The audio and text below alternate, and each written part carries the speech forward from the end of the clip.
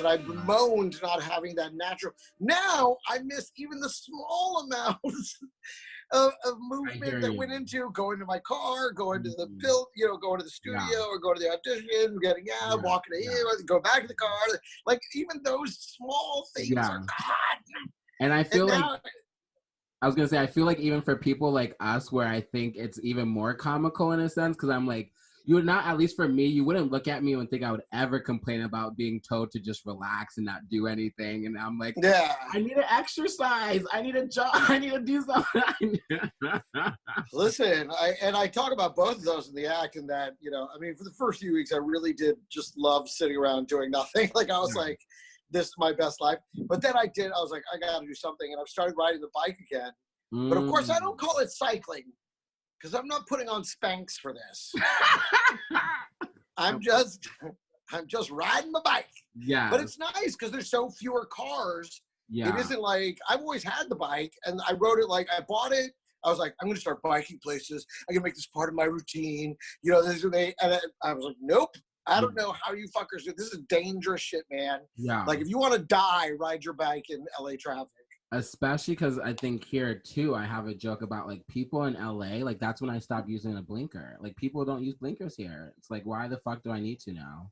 I know, I use mine, and I feel like I'm definitely the exception. Yeah.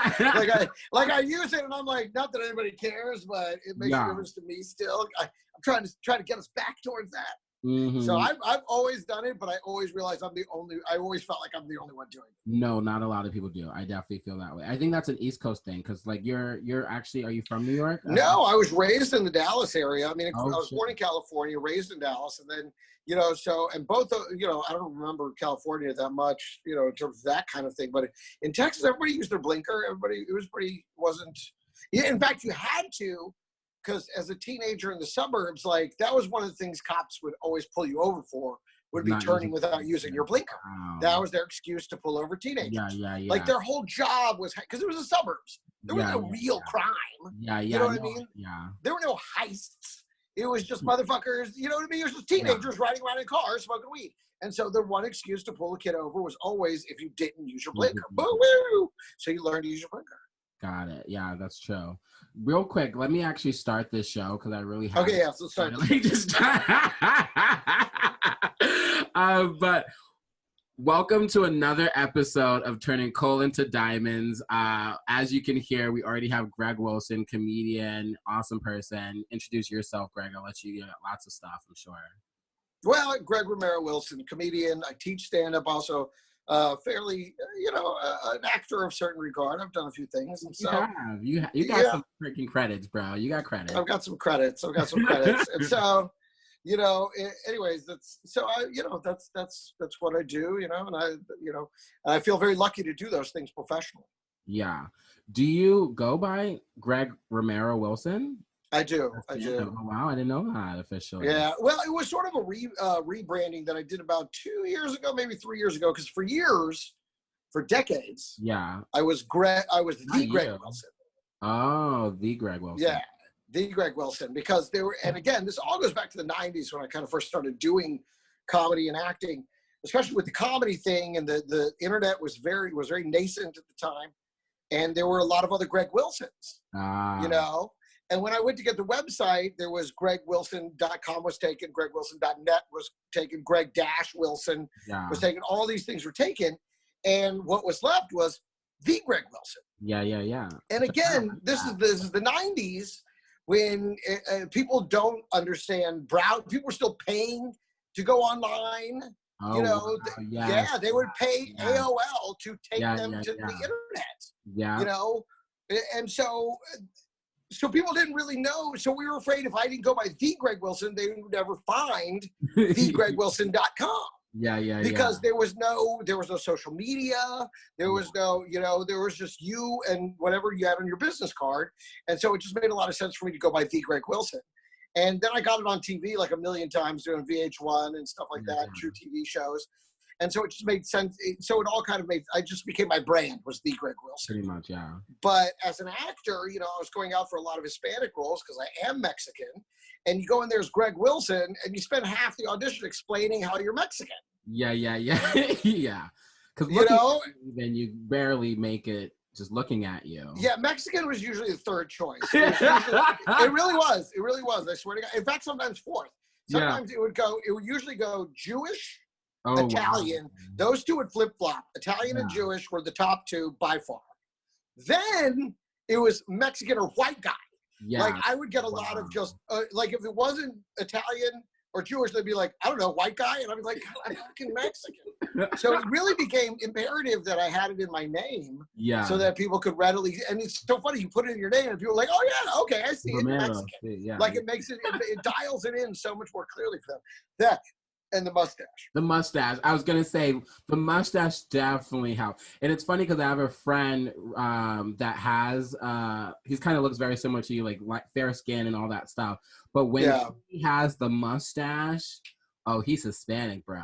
Right. No, listen, I grew the mustache and suddenly parking attendants were speaking to me in Spanish first. Yeah. You know, and my wife was even like, oh, it's working. Like finally people could see me as being the Mexican that I've always been. That's who I am. But I mean, when you're a light-skinned Latino, and then your name is Anglo, is Greg Wilson, it becomes a real reach. You know, for people to buy it. And then, but you know, the Romero thing, I mean, the Wilson thing isn't even, I mean, Wilson, we don't have any Wilson blood in us. It's Calleros y Romeros. But my grandmother, you know, she married this guy, Marvin Wilson, and he adopted my father. Oh, God. And so he went from Charles Calleros to Charles Wilson. And so we became Wilsons, you know, but there's no Wilson blood in us. It's Calleros and it's Romero.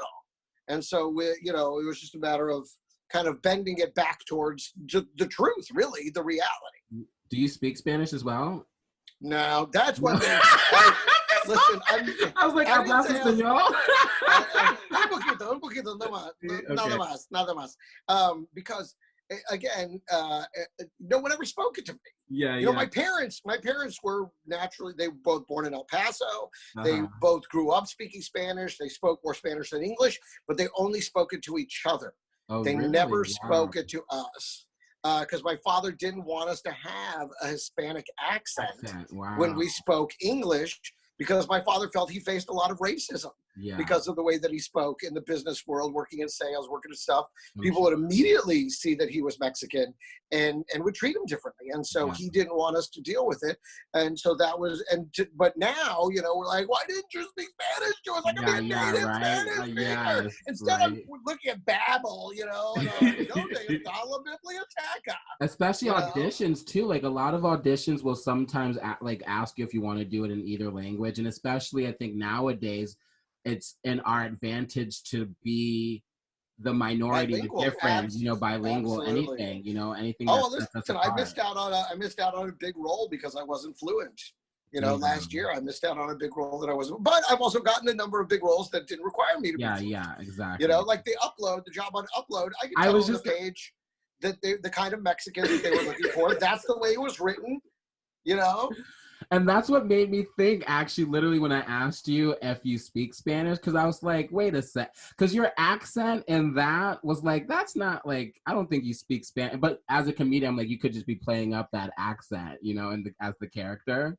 Well, that was the character. That was the way it was written. I could tell that one. I could tell exactly which Mexican he wanted. Because again, I was raised around it. My parents spoke it. I know all the dialects. I mean, it's very natural for me to do it.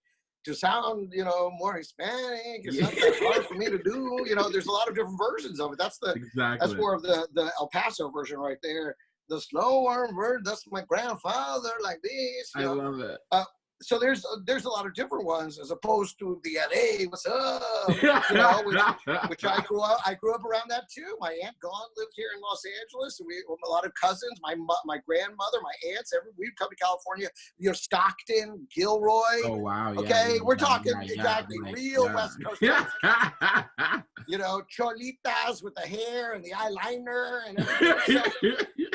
So it was very, you know, and when we were around them, we would talk like that. You know, it was very easy to slip into that lingo around them because we wanted to fit in. We're kids. For sure. You know, so it's very natural for me to do it. But then, you know, and like, again, kitchen Spanish, words that you pick up like, you know, ahí está.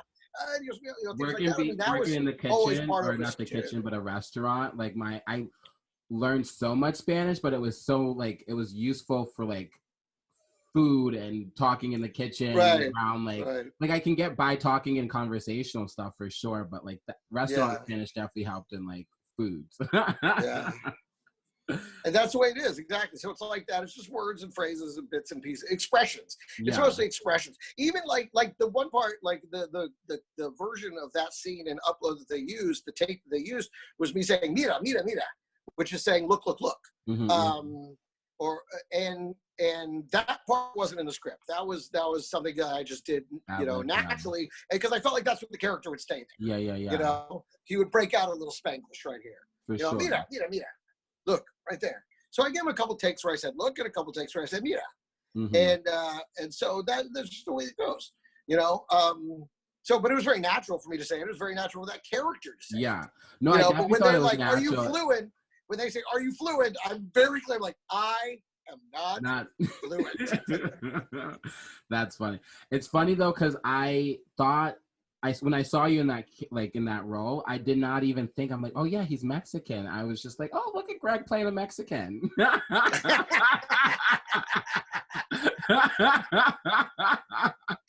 Well, that's why the Romero's there. That's I guess he is Mexican. Yeah. And most people assume at that point that I'm half and half. I'm half Mexican. Which is an easier jump for them to make than me trying to be like super Mexican. For sure. Definitely. So, but I mean, it's what I've grown up with. I mean, but again, while a lot of my family was like that, we always lived in very white suburbs. Yeah. And most of my friends were Jewish. And so it definitely, the New York Jewish sound was always something that came very natural to me too, because these are the people that I hung out with in the suburbs of Dallas. So it was kind of weird, that was just so I'm kind of all over the place that way. Most people think I'm a New York Jew, and I'm a California Mexican. Love it. I love it. And then I grew the mustache, and then you wear it with a hat, and I totally look like Mario. Yes. I'm right out of, you not have to go far for Halloween. Yeah. So hilarious. It's the way it is. We can't all be deliciously chocolate. Oh my goodness, so true. Right? If only. I'm only 6%. I only got 6%. It's all in the penis. Well, not if you have 6%. I wish all 6% were in the penis. I wish it was like Mexican doughy. That's hilarious. With 6%, the cock, baby. Yeah. That would be great. Instead, it's more like my butt. So. Hey, some people wouldn't complain. Did you always know that you wanted to be in like the comedy world, or like how was that for you? Like, did you come out here to be a comedian and do that? No. I was born to do this, and some people are, and you might be too. Some people kind of drift their way towards it. I always, I mean, and I've told this story before. In the second grade, I knew I was a star. Oh, really? Oh yeah, because we had a production of Hansel and Gretel. That was our class play. And this was where the star was born. I definitively gave the best read. Oh gosh. Hansel. Okay. Clearly, I outread the other kids by a mile. Easy. But of course, the blonde kid got Hansel, and I was like, look at this typecasting. Already. In the second grade. In the second grade. I'm furious that the best actor didn't get the lead. Yeah. So they made me a gingerbread man. That's what they did with all the rest of the kids who wanted to be in the play. They couldn't be either the witch or the two kids. You're a gingerbread man. And we had one line, and it was, yay, we're free.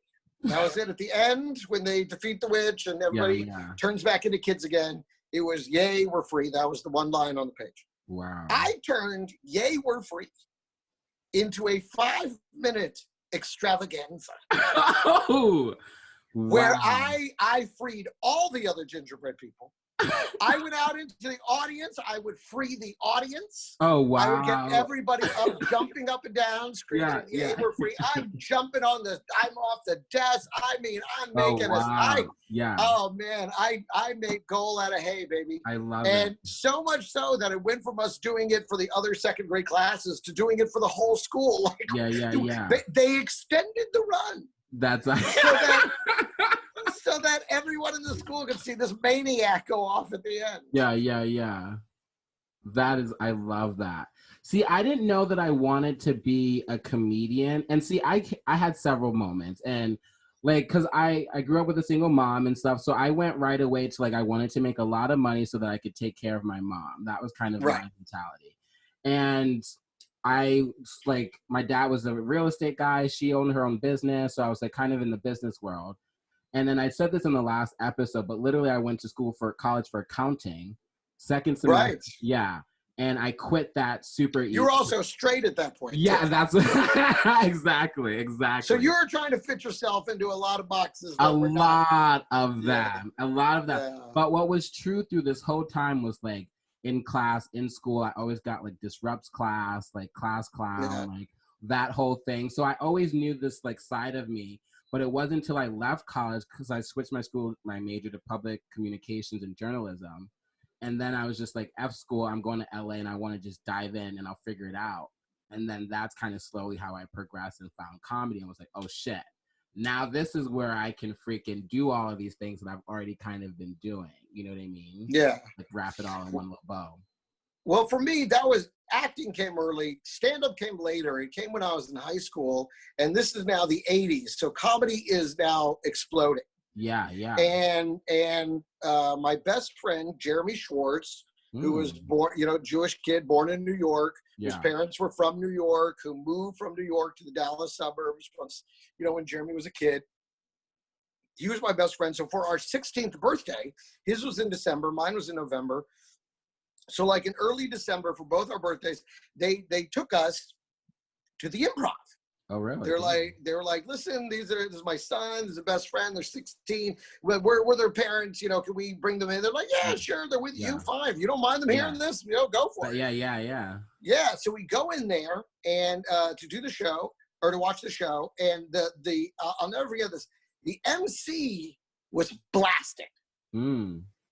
Drunk as a skunk. Older guy, kind of looked, if you had an image of a cruise ship comic, this was him. He had these jokes, he'd been doing them forever, he just swizzled his drink and just hammered them out. Yeah. But the jokes were so tight that they were hitting. So you just, and I'm watching this, and I'm like, this is amazing. You can get as drunk as you want. But so long as you get the jokes out, nobody cares. Yeah. I guess that's. I was like, this might be the career for me. Now, keep in mind, at this point, I hadn't had a sip of liquor. Yeah, I was like, aren't you at 16? But okay. I'm 16. I'm in the 10th grade, 11th grade. No, I haven't barely tried anything. Actually, I probably had a few. I probably gotten drunk like 2 or 3 times when somebody swiped some from their folks' liquor cabinet, and we were like, ooh, you know. But then you have to share it with 15 people, and you get like, you know, you get basically like a sip. You know, it was always terrible. So I maybe gotten drunk maybe 2 times, 3 times. This. Yeah. But watching him, I was like, this is, you know. And then the next guy came on, and it was John Panette was actually the feature on the show.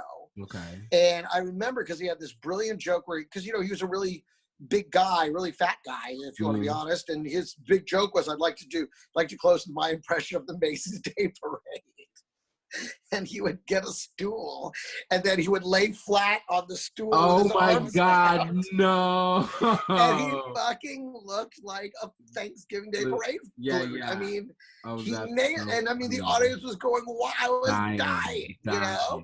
And I was, and there were so many funny jokes, and I spent the whole time trying to memorize the jokes. Yeah. Like I was trying to remember, I want to remember that. I want to remember that. Then by the end, I couldn't remember any of them because there had been so many. Mm-hmm. And I was just, at that point, I was pretty inebriated with the craft. I love that. I love that. So you said, but that's still kind of early, I would say. That's high school, right? That's Yeah, not well, early. exactly. And then I went about doing it. You know, once I got out of the house and went to college, and you know, I started doing. I think I was probably 17 then. When I was 18. I was 18 because it was in college, and when I first started trying to do stand-up, a short 2 years later. Got it. And what kept you in comedy? Because that's also a big thing that I love talking to. I've had a few other comedians, but just like, I feel like that's such a, because like I really love it. So like, but I mean, I'm sure I'm a baby in the comedian world, and I've seen just friends that like, oh, they're done with it, they move on to something else. But like, I love it that this is like what I'm going to be doing till I can't.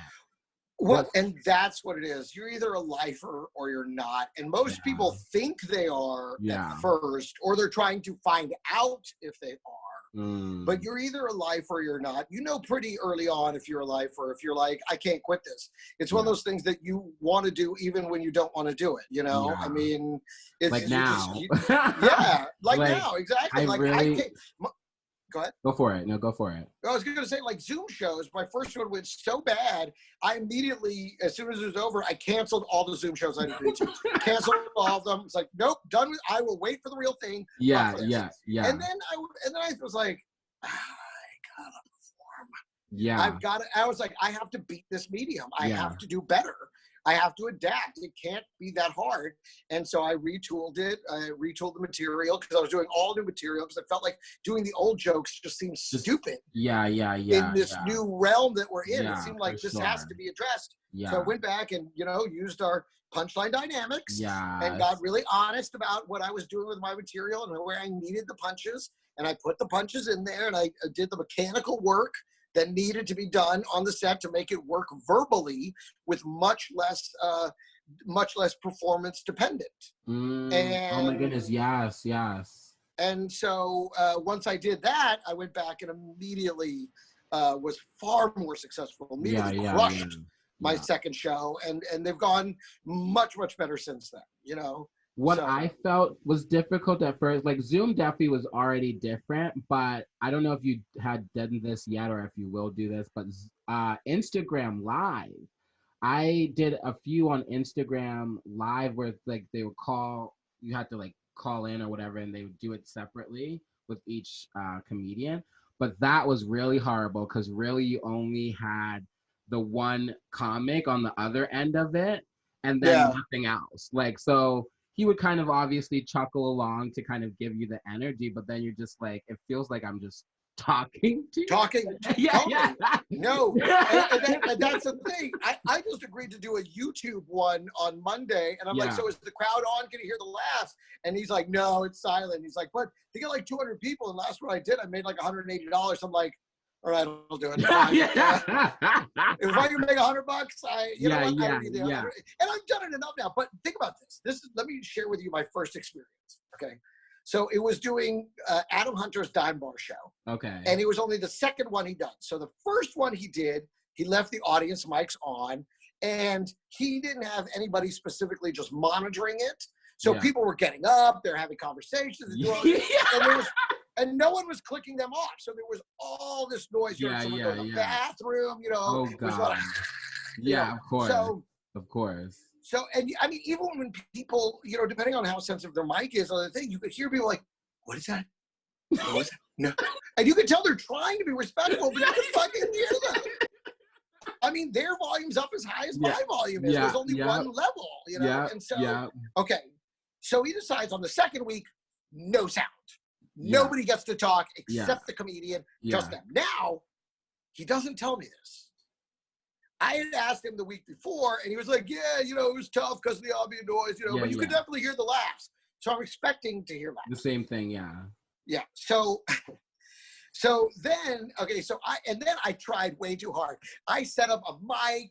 I set up my phone. I had the background. I was like doing it like it was regular stand-up into the screen. Here we go, baby. Okay.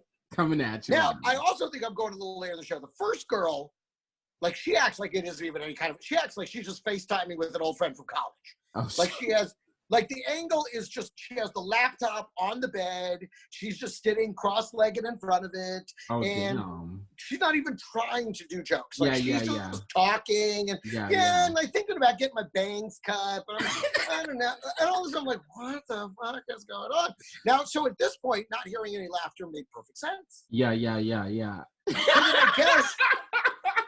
So you just think she's just bombing? Like people just like, what is this white bitch talking about? Or what totally, like she's just talking. She's not even trying. Yeah. You know, and I'm like, I got it. Yeah. But I didn't realize I was next. So right as they're introducing me, I start scrolling over to try and see the rest of the crowd. Yeah. But instead of scrolling to see the rest of the crowd, I scrolled to the speaker only page. Okay. On my phone, because again, I'm not using the iPad or a laptop like I should have. I'm using my phone.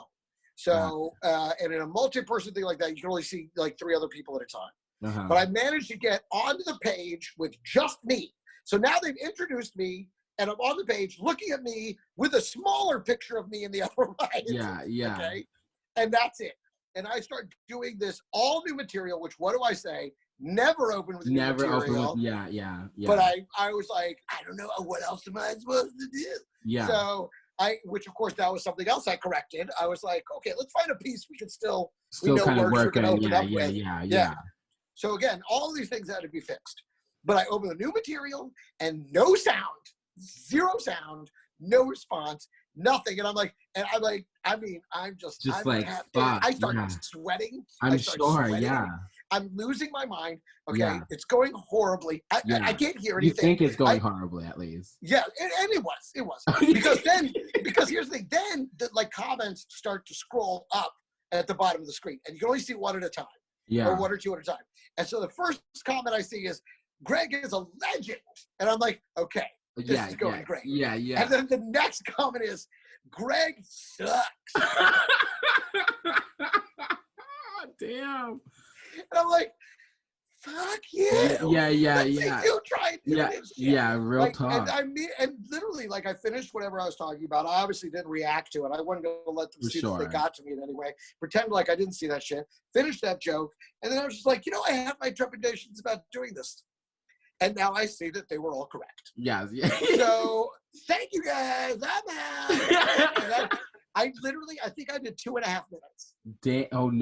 Wow. Yeah, I fucking dismounted and was like, fuck Zoom, fuck this shit forever.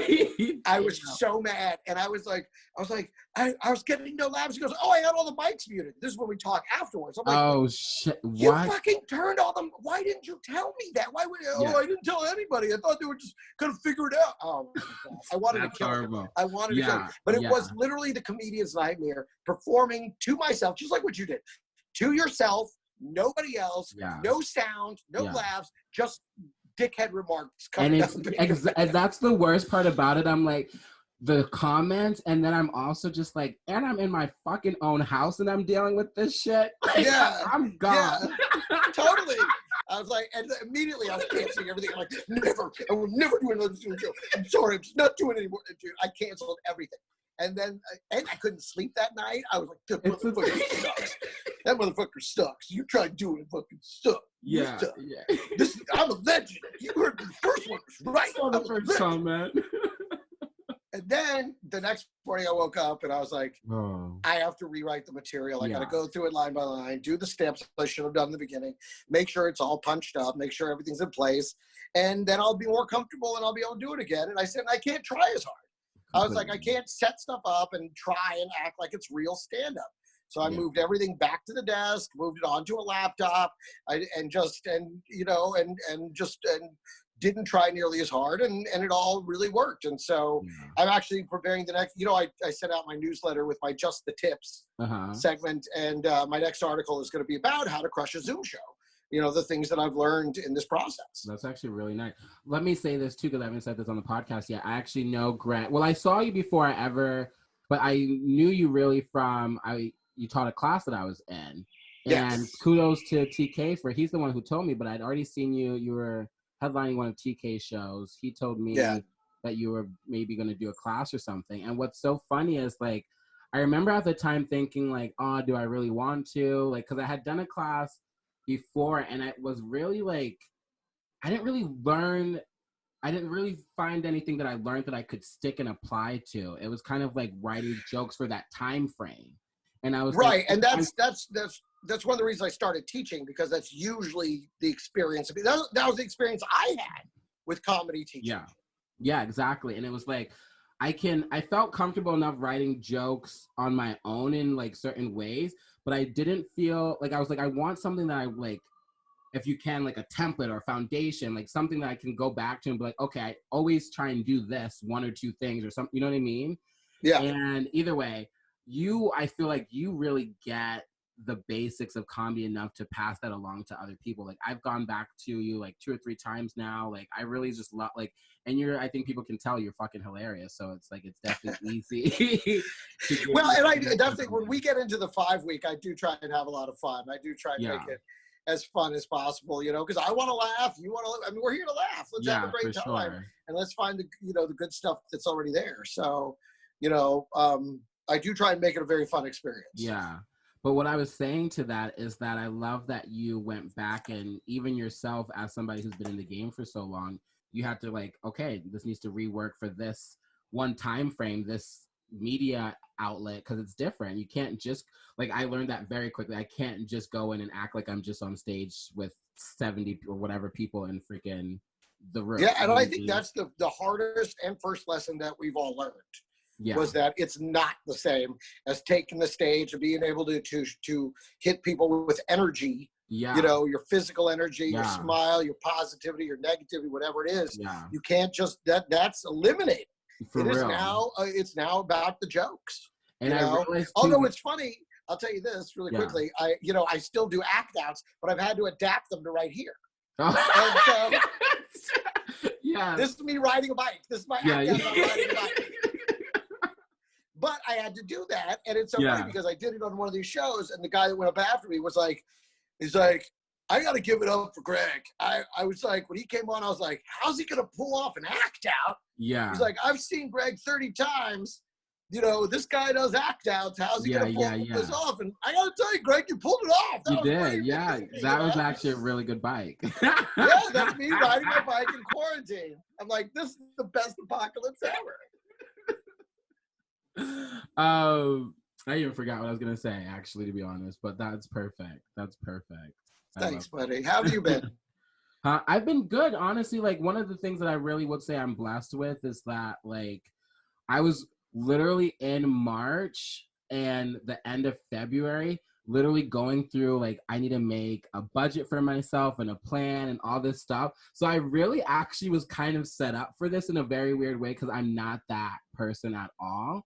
So, like, you just happened to have pulled it together at the right time. Right at the right time. It was like crazy. And then honestly, I'm really just blessed that I have this podcast going for me. And it's like, I've gotten, like, this is, I think, the 14th episode we're at 3 weeks. I'm going to probably hit 1,000 downloads this weekend. I have some really, like, amazing guests. I've been having a great time with it. I don't even have to wear pants. Like, it's a great time, bro. I'm not mad at it. But I will say, obviously, like, there are, like, family and friends that I know that are very connected to what's happening, and, like, as far as loss of income and jobs and things like that. So there is, like, that part of me that does still feel a little guilty for, thinking of it with such positivity, because I know there's so much going around. But, like, for me, I will say, in my small bubble, it's been a good couple weeks. Because what's also true for me is, like, I found even more so that I love this shit so much more. Because, like, I feel like it wasn't until your class that I really got into open mics and stuff. But being and not going to open mics, being and not even having shows, being and, like, really not doing much of anything, I'm like, bro, I love this shit. Like, I want to be doing that. I need to find some way to still be doing this in some fashion, Yeah. And for someone like you, who's very charismatic and has a lot of, a lot of personality, doing something like this is very good for you. Yeah, it's a natural fit for you, because you're good when you're on your feet, just being yourself. That's really, when you are turning that coal into diamonds.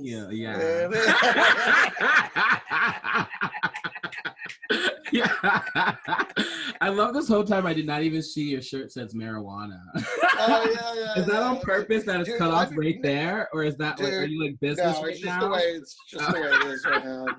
I got to tell you, I've been wearing this shirt for like 3 days. I got to put on a different shirt. Dude. Bro, I caught myself the other day because I was like, I do my stories on. I don't post a lot so much on my face or my Instagram wall or whatever it's called page, but I do a lot of stories. And I noticed, I was like, shit, there's actually been 3 days I've probably been in the same shirt. Nobody said anything, but I can't do it again. Like, I caught because they're all doing the same thing. I know. I do a series. If you look up my Instagram, I do a series called Shits and Giggles, where I tell street jokes while I'm taking a shit. Oh, God. And I love it. yeah, and it's me on the shitter telling jokes. It's always first thing in the morning. My hair's out of control.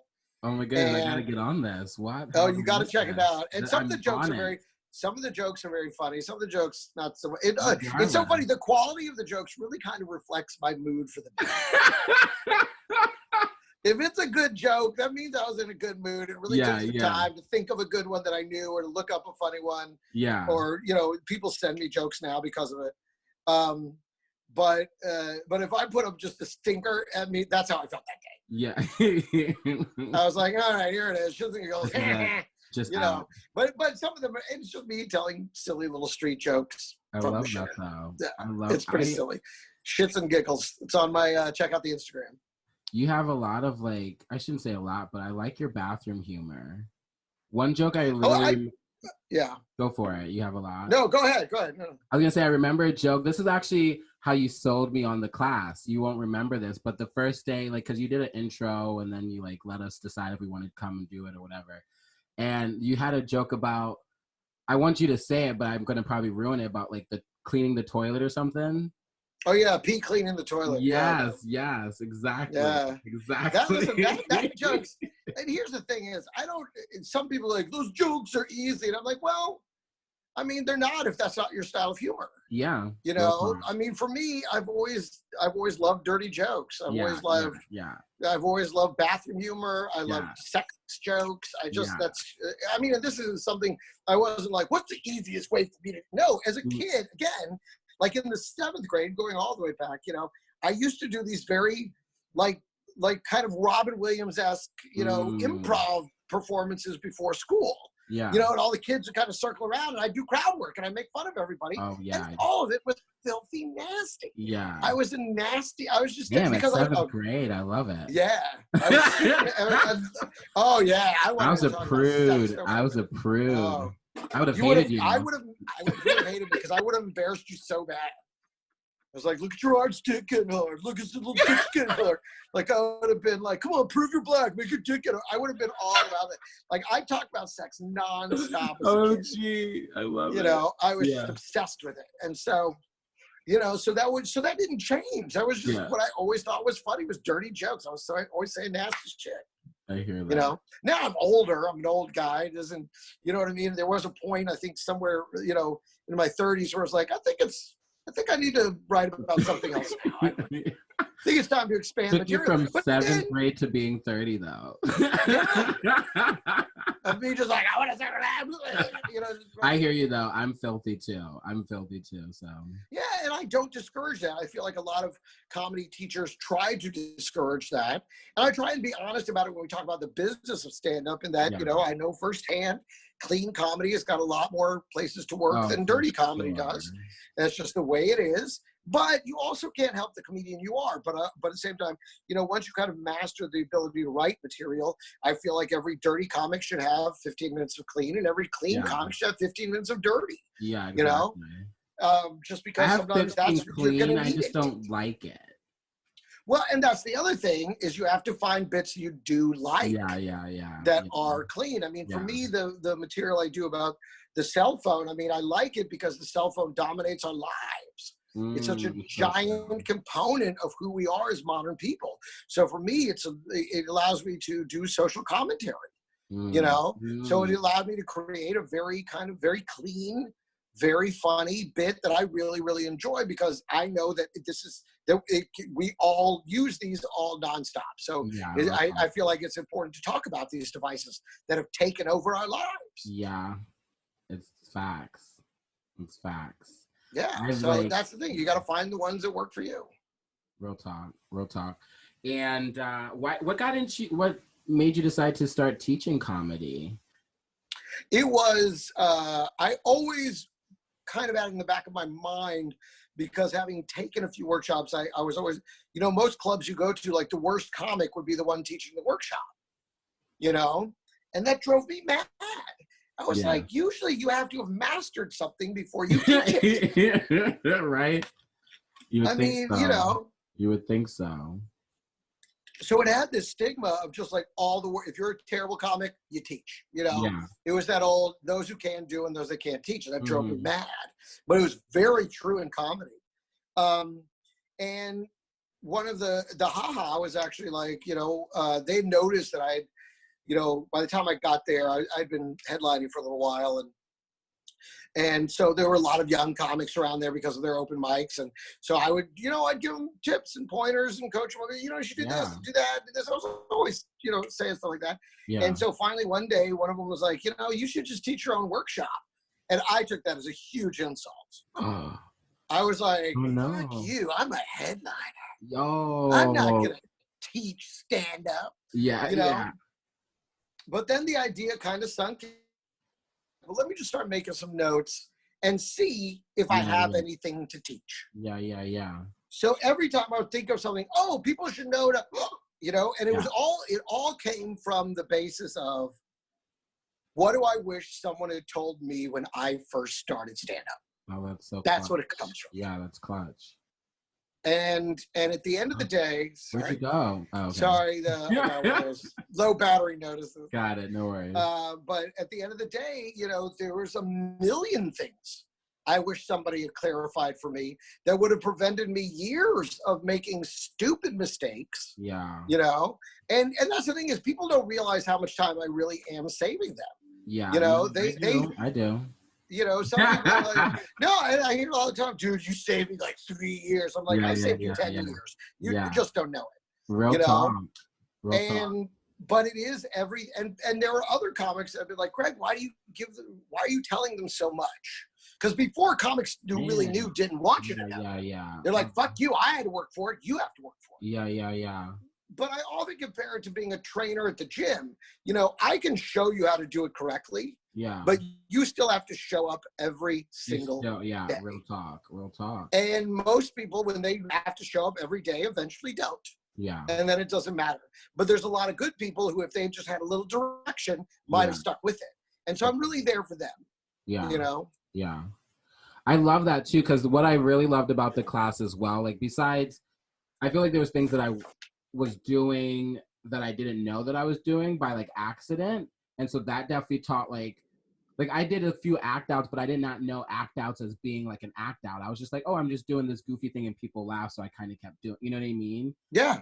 But then like, even just learning how to handle a heckler, how to host differently. Because hosting, what I learned when I started hosting my own shows was a hell of a lot different. I shouldn't say hell of a lot, but it's a very different. It is a hell of a lot different. Yeah. It is, because you're coming back and forth. There's a lot of other things that go into hosting that simply don't apply to going up there and running your set. I'll say this. Go ahead. I was going to say that even the most difficult thing, which you think is the easiest thing, is even remembering how to like bring people in. Like I was like, oh yeah, tell me what you want me to say, and not say what they told me to. I was like, I go on stage and I forget. I'm like, oh shit, what was? I've done that too. I know. And the worst is I teach it and then I go there and blow it, and I'm like, I'm like, look, I'm still just a comedian at the end of the day. Okay, just because but you can put the coach on the court, doesn't make him the star player on the team. And so I that's how I kind of feel when I break my own rules and when starting with new material. And I even knew that going into it. I was like, Greg, you know better than this. I was like, but I'm also better than this. Yes. No, I wasn't. I was not. But a lot of what I teach, again, also is confirming things that you thought were true, and you kind of just needed someone to say that you were right, so that you knew to keep doing those things. And I find that that's every bit as valuable as exposing you to new things. For sure. Is confirming things that you're doing right already. Yeah. And saying, yes, no, that is not wrong. That's actually good. Although that's definitely helped. That's definitely helped. I was just gonna tell on myself a little bit though. I feel like I do get that things are different for everybody in every comic, but I remember you saying that never start with a new joke. Up until your class, I had always started a show with a new joke. And it was always because especially like having friends that come and see you more often. Right. You wanted them to see something new. Exactly. But I will say, I've really never had a first joke bomb. Like, I've usually always been pretty good at, like, knowing if this is something that I could say first to win the crowd over to, like, you know what I mean? So, like, I've always, like, but since class, I've never started with a new joke. But it's kind of like I'm in a phase where I'm like, oh, man, I kind of want to try it again. I kind of want to try it. But well, listen, like, feel free, but of course. It'll prove itself to you very quickly. I'm telling you. I mean, there are factors that were probably because your friends were there. Yeah. I'm sure there's lots of wait things. till you get into a room full of pure strangers and try that trick. You'll find out real fast that there's reasonable rules there. And the other thing about it is there is a difference between opening up with a new joke and opening up with a riff. You can always open with riffing, and that's something that's just in the moment. It's about what's happening. It's about the room. It's about the people. And that's different than opening with new material. Yeah. And you can always open with improv. Yeah. And I think that's a different thing because that energy will propel you. Okay. And sometimes you're carrying that energy with a new bit. You've never done it, so you are kind of improvising it. Yeah, that's true. Because the first time I do a joke is usually I always try to recreate that moment. A lot of times. Yeah. Well, that's maintaining the spontaneity, which is one of the difficult things about our craft is maintaining spontaneity. Yeah, real talk. Especially when you're doing, and you're doing your third show of the night. Oh boy. Yeah. What's the most shows you've done in a single night? Probably like 7. Is that a real question to ask? No, but it's probably like 7. Oh my God, that's a lot. Yeah, because in New York, they would start the shows. Some of them start 6, 7 o'clock show, and then they're running them till 4 in the morning. So I'd be bouncing all. The Laugh Factory when it was in Times Square had 3 showrooms going at once. So I would do one here, one there, then one upstairs. Then I'd run around the corner and do somebody else's show. Then I'd come back and do 2 more shows or go uptown. And then, and so, like in the Village, when I was just back there, I did 1 show. I did 4 shows all within one neighborhood, And so I would say 7 or 8 is probably the most I've done in a night. Got it. Okay. Listen, baby, New York's its own thing, and now I'm not going to go there now. It's going to be a while. Well, I almost moved there last summer. I used to tell people to move there all the time. I'm like, you really want to be a comedian? Move to New York. Yeah. But I can't say that now. Sadly, I love that city with all my heart. There it is, right there on the hat. It is. I feel for that town. I love that city. I love doing stand up there, but you can't go there now. And so many of them now that are hardcore New York comics are like hitting me up going, so what's the scene like in LA?